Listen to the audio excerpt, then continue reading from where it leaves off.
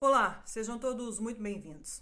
A Itália foi o primeiro país no Ocidente a mostrar ao mundo os reais efeitos de uma pandemia.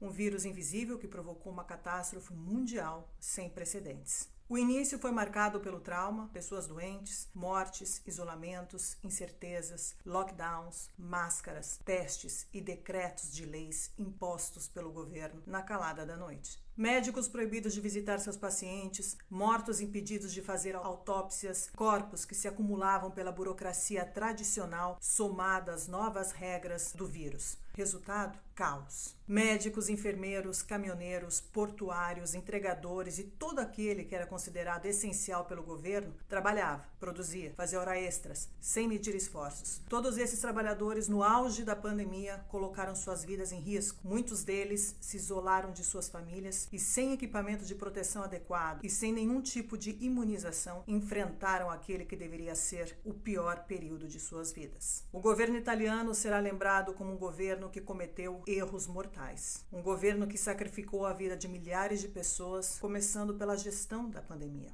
Um governo que não tinha um plano de pandemia atualizado. Um governo que criou um comitê técnico-científico sem ouvir os médicos de base. Um governo que comprou máscaras chinesas superfaturadas sem nenhuma serventia. Um governo que seguiu protocolos, ativos até hoje, para tratar as pessoas infectadas baseado no paracetamol, dipirona e fica em casa. Um governo que caiu no meio da pandemia. Sim, a esquerda resolveu mudar as cartas do jogo no auge da pandemia para tentar remediar aquilo que não tinha remédio. Depois de tantos escândalos dentro do governo, eles resolveram tirar do jogo Giuseppe Conte, primeiro-ministro que flertava com o Partido Comunista Chinês, e colocaram em seu lugar Mario Draghi, considerado pelos italianos do sistema um campeão do mercado financeiro. Duas faces da mesma moeda. Giuseppe Conte, assim como Mario Draghi, não foram eleitos pelo povo, até porque a Itália é uma república parlamentar e quem decide o primeiro-ministro é o parlamento. Neste caso específico, na dança das cadeiras, Mario Draghi foi convidado pelo presidente da República, Sergio Mattarella, que alegou que seria o melhor player para a Itália na guerra geopolítica. Mario Draghi tem um currículo muito interessante e não é por acaso que ele se encontra neste momento ocupando essa cadeira estratégica em um estado de emergência, instituído há quase 2 anos. Draghi foi diretor do Banco Mundial, diretor-geral do Tesouro, presidente do Comitê Europeu Econômico e Financeiro, vice-presidente e diretor administrativo da Goldman Sachs e presidente do Banco Central Europeu. A Itália foi o único país no mundo que impôs a obrigatoriedade do passaporte de vacinação aos seus trabalhadores. Uma proposta do novo primeiro-ministro com a desculpa de trazer à sociedade mais segurança e liberdade. O decreto-lei foi aprovado pela maioria no Senado, mas todos sabemos que o passaporte não traz segurança e muito menos liberdade. Depois de tantos meses registrando falências e a pobreza aumentando, os italianos chegaram no limite com as imposições draconianas. As manifestações contra as medidas liberticidas do Estado começaram a tomar conta das praças por semanas consecutivas. Hoje, contamos mais de 3 meses incessantes de manifestações. A maior delas aconteceu no dia 9 de outubro, reunindo na Praça do Povo em Roma pelo menos 70 mil pessoas. Uma manifestação autorizada, organizada, reunindo famílias, crianças, idosos, estudantes, que tinha como objetivo ser apartidária. Até que o representante do partido Força Nova, de extrema-direita fascista, sobe ao palco em busca de protagonismo e incita seus seguidores a ir até o Sindicato dos Trabalhadores. Uma proposta provocativa e estranha para uma maioria que estava ali protestando pacificamente. Todo o foco daquela praça cheia de gente de bem passou ao Sindicato dos Trabalhadores com cenas de violências orquestradas, desprezíveis e repugnantes, que remetia às cenas do Capitólio nos Estados Unidos no início do ano.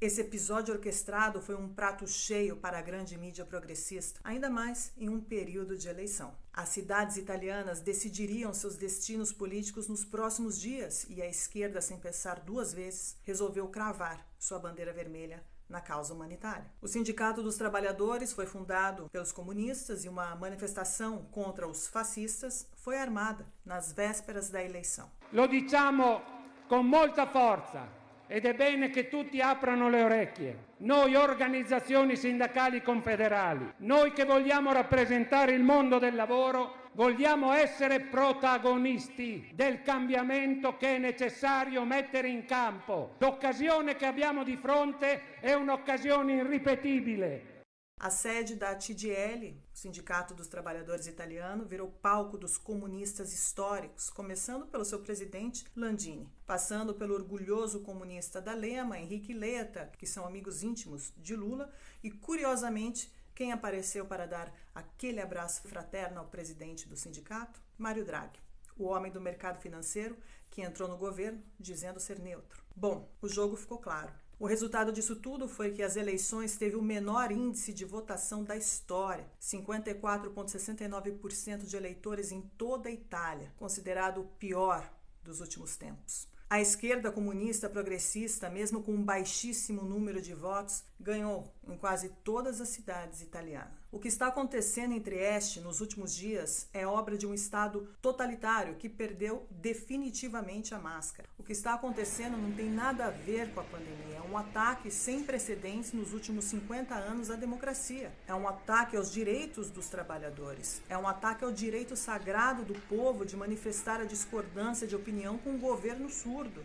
que decidiu eliminar o povo de suas decisões. Depois do abraço de Mário Draghi ao presidente do sindicato Landini, durante a manifestação da esquerda, deixou ainda mais claro aos trabalhadores o jogo sujo político. O fato do sindicato apoiar o passaporte de vacinação e não proteger seus trabalhadores trouxe ainda mais indignação. Aqueles que deveriam proteger os direitos são aqueles que estão tirando todos esses direitos. Miei tre figli, Sabrina, Antonio, Sofia, papà è qua per voi, per la vostra libertà.